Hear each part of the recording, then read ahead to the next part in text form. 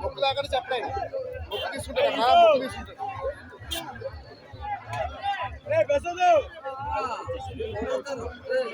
తీసుకురావాలి ఏంటి కొంత చేపలు పెట్టారు